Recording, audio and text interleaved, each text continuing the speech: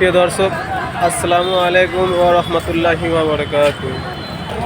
দর্শক, আমি এখন আছি ত্রিপুর নিউ বাস স্ট্যান্ডে।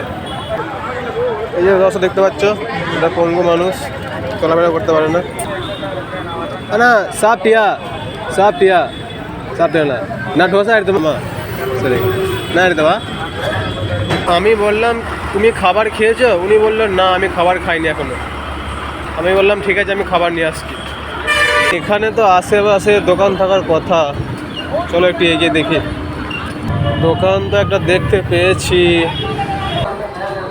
পরোটা পার্সেল হয়ে গেছে, আমি যাচ্ছি এখন দিয়ে আসতে। উনি কিন্তু চলাফেরা করতে পারেন না।